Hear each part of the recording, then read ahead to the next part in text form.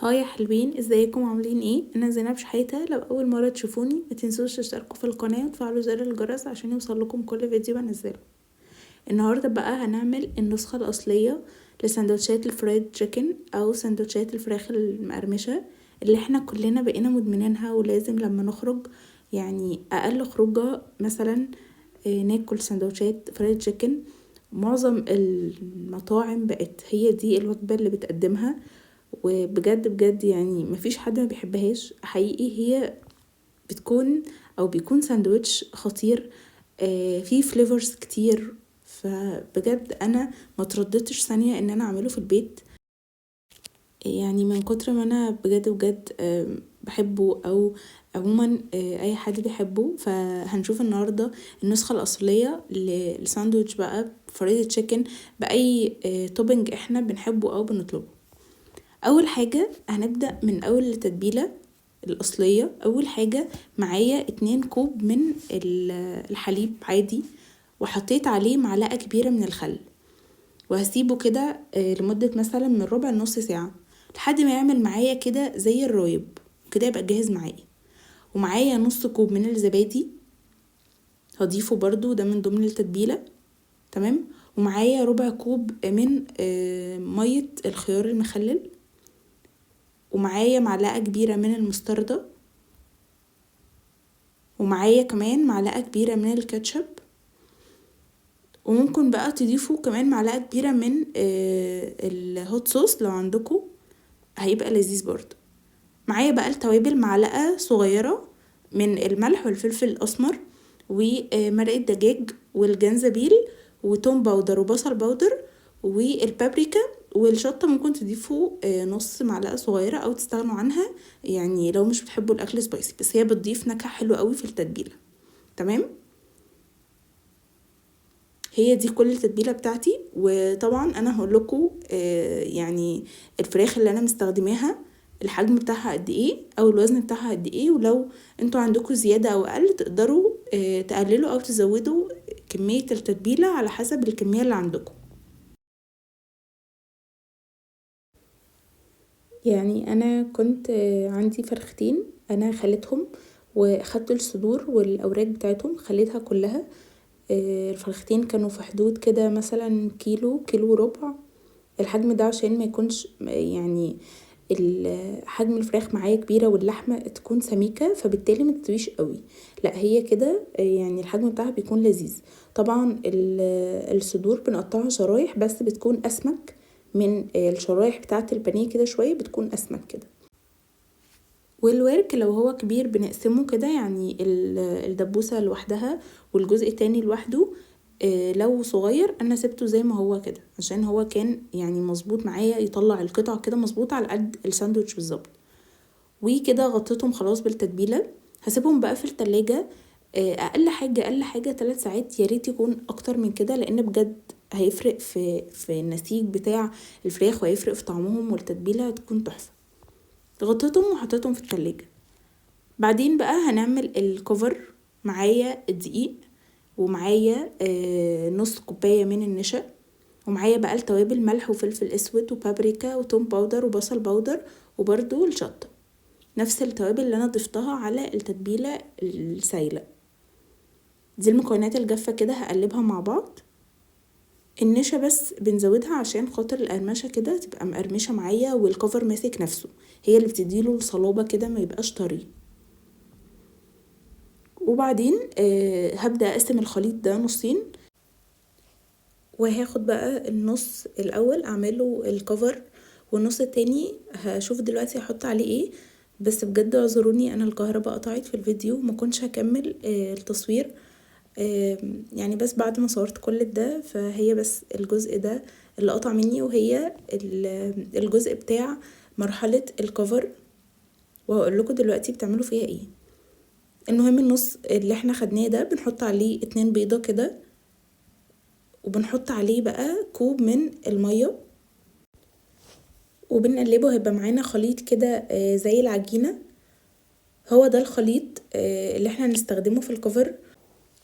ونيجي بقى نعمل الصوص اللي احنا هنستخدمه في السندوتشات. يعني اول حاجة معايا ربع كوب من المايونيز وربع كوب من الكاتشب، ومعايا برضو حوالي معلقة كبيرة او 2 معلقة كبيرة كده من المستردة، ومعايا بقى ربع معلقة صغيرة من البابريكا والشطة، وخيار مخلل مقطعاه كده، وده اختياري بس هو بيضيف طعم حلو قوي للصوص يعني. وهنقلبهم كده مع بعض وكده يبقى الصوص بتاعي جاهز.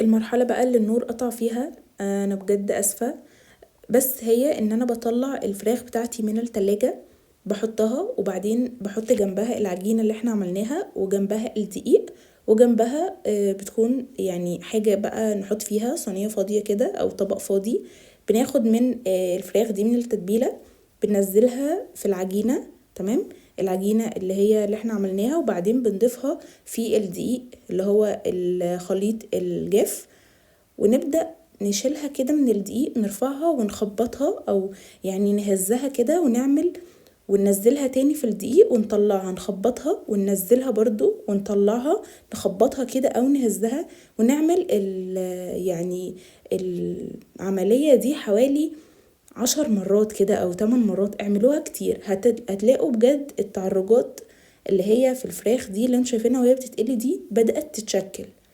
بس احنا بنحطها في العجينة مرة واحدة بس، يعني بناخدها من التتبيلة في العجينة مرة، وبعدين بنبدأ نعمل كده عدة مرات في الدقيق، نشيلها ونطلعها نهزها، وبعدين نحطها في الدقيق تاني ونضغط عليها بايدينا كده ونطلعها نهزها برضو حوالي كام مرة كده لحد ما تشكل التعرجات بتاعتنا، وكده تبقى جاهزة معانا ونقليها. هي دي بس المرحلة اللي فاتتني في التصوير، وبعتذر مرة كمان.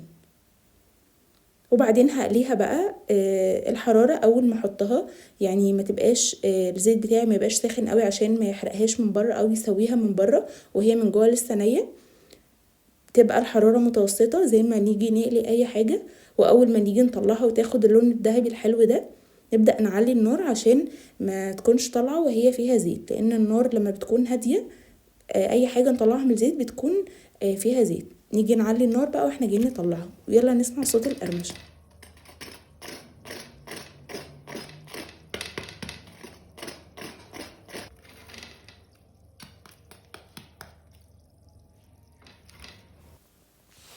بجد حقيقي ولا غلطة، يعني كانت القرمشة تحفة. مش عاوزة اقولكوا برضو ان الطعم والتتبيلة بجد خطيرة.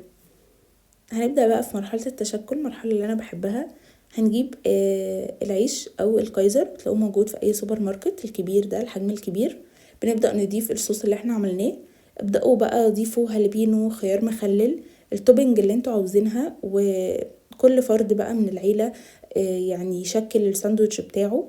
وبعدين قطعة من الفراخ كده عليها بقى الخس والطماطم. طبعا اللي ما بيحبش طماطم يستغنى عنها، واللي ما بيحبش الخس يستغنى عنه. بس انا بحب الساندوتش يبقى مليان كده اطعمه وخضار، بيكون طعمه لذيذ قوي. انا عملته بقى تريبل زي ما بنجيبه من بره بالظبط. بجد كان شكله وهمي، يعني اللي هو معقول الساندوتش ده خارج من المطبخ كده. بجد كان تحفه. بنبدأ بقى كده نظبطه عشان بعد ما نرص الطبقات ما نلاقيهوش يعني وقع مننا كده، لا يكون متظبط. انا بقى ضفت يعني شرايح كده من التركي وشرايح من البيف، بتدي بجد يعني طعم حلو قوي. انا فصلتهم كده عن بعض عشان يعني ينزلوا انزلهم من على الاطراف كده ويبقى باينين بقى زي بتاع بره وكده. تركات يعني خلوا بالكم منها. وبعدين هحط اخر طبقة من العيش، وبجد يعني مش قادره اقول لكم شكله تحفه. وكمان حطيت فيه خله كده من اللي هي بتاعت الشيش طاووق عادي عشان ما يقعش مني. هنا بقى عملت واحد يعني بالصوص تشيدر عادي، الجبنه تشيدر، عشان بيكون بجد تحفه. وده انا مش بحب احط فيه اي حاجه غير صوص الجبنه ويعني الفراخ بتاعتي عادي ممكن هالبينو او خيار مخلل، بس اللي بيليق معايا اكتر حاجة الخيار. مش بحب بقى اضيف فيه خضار او كده، بحسه كده بيزك وطعمه تحفة. لازم تجربوا الساندوتش ده، بيكون خطير. ابدأوا بقى شكلوه، بجد مرحلة يعني مسلية بجد.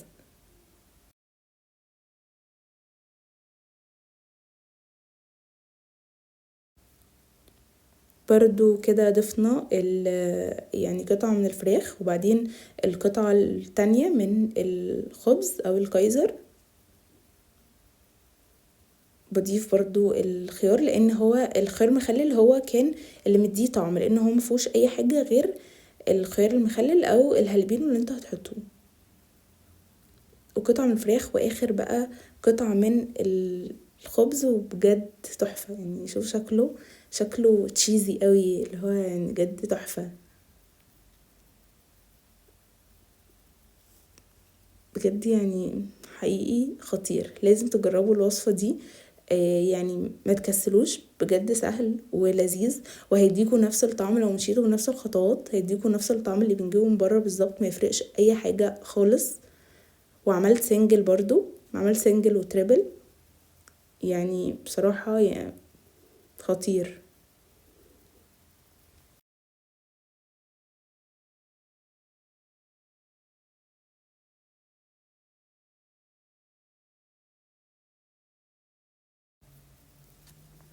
بصوا بقى شكله لما اتقسم كده، بجد يعني لازم تجربوا الوصفة دي، ولو عجبتكم الوصفة متنسوش اللايك والاشتراك. هستناكم تجربوها. باي باي.